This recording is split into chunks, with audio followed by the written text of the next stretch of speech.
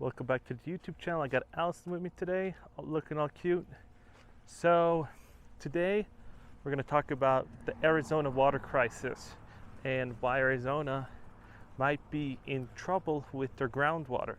So if you don't know and you're new to the channel, we talk about anything about finance related, that how I do it, what I would do, and maybe you can put in the comments what you would do, and we can have a nice discussion and get a little community going. So today's topic, like I said, was Arizona water problems. So if you read headlines, just like I have put on the screen right here, is saying that Arizona sets limit on construction around Phoenix as groundwater dwindles. So they are planning, I read the article, and they're basically planning on eliminating new construction that uses wells or groundwater. So they get most of their water from Lake Mead. So, or somewhere around there. I'm not too familiar with all the stats where they get their water and groundwater, but I do know in the city that I live in, Las Vegas, that we get it from Lake Mead.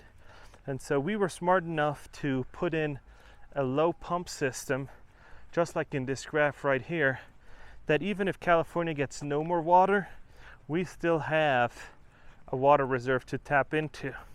Does Arizona have that? They have a lot of groundwater, but that is gonna, as it dwindles and as some companies misuse it for growing wheat in the desert. I think it's even owned by Saudi Arabia or something. I read that they use their water and they pay on a usage for whatever they feel like they're taking.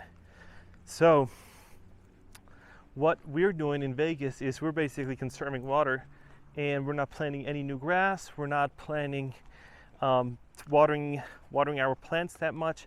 It all has to be desert type climate plants.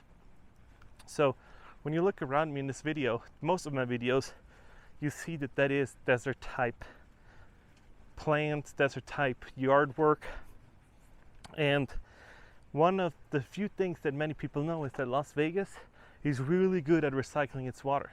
So what Las Vegas does is it comes out of Lake Mead. People use it, shower it in gray and black water. Then they filter it and clean it and basically pump it back into Lake Mead. So we have a very good use. Everything that's not used outside. So everything that isn't a shower or, you know, that you do inside the house, like lawn care, that is actually wasted water, and Las Vegas kind of wants to remove that. So with housing, when you're building houses, they get really more expensive, and this is where our topic comes in. If you need to build sewer systems and all that other stuff and move away from septic tanks, your cost increases because they need to bring you water and they need to build pipes for sewer, and that's so your sewer goes to the treatment facility. Is that a good or bad thing? Well, if you look at it from an environmental perspective, you can actually say it's good that we're recycling the water and just not letting it go into the ground again. So what does that mean price-wise? Well, if they're going to limit building houses, it means that they're either going to stop growing or it's going to get way, way more expensive. And I know people want to move to Arizona and Las Vegas, so more likely it's going to get more expensive than they're going to stop doing it, because it's a hot destination and people really like it. For me, I really like the desert climate. I thought I didn't before I moved here, but I still really start liking it. No bugs, nice nights like this where you're outside and it's like 80, 89 or 90 with a little wind breeze, dry heat. It's really nice. Just so much that you don't need to sweat. So when you're gonna put in an offer on a house in Arizona, you're gonna have to make sure that it's, you know, water restrictive and whatnot, because they're probably going to up their codes, just like in California, that every shower needs to have water restrictors on it and all that other stuff to keep up. So doing stuff outside in your yard, planting grass, doing a whole bunch of other stuff that consumes a lot of water, is probably going to be a no-go. So if you're going to want to have a huge garden with a bunch of green stuff that uses a lot of water, that's probably not the right place for you to move to, because they're going to put restrictions on it like here. So here, there's only a certain amount of area that can have grass when you build it. and they're having programs now where they basically say the city pays people to actually take out the grass and put in astroturf, this fake one, so we don't use that much water. And my house is, we're hugely in the suburbs, and we're all on septic tanks in this area. But since my house is newer, we are on sewer. So they're trying to actually make sure that at one point they're going to be converted. And there's only a few houses left in the area that are still septic, and they're trying to get those out. Those older homes that still have septic, they're trying to make sure that you can actually be on sewer also. So back to Arizona, when that's going to take effect, because it has to at one point, because they're worried about letting the water run out.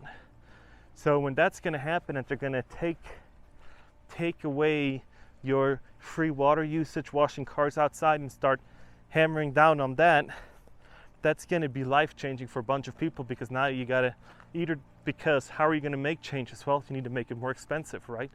So people aren't going to change just because there's law in place. You need to make water way more expensive. So then people will use it less wastefully because it's more expensive. So people in that area are probably going to see an increase in price when it comes to their water bill. So that also impacts affordability. So it all kind of intertwines with each other, what they're doing down the road, because it might not affect you today or tomorrow, but in the next 5 years it might affect you. And most Americans become millionaires and really wealthy with their buying their primary residence.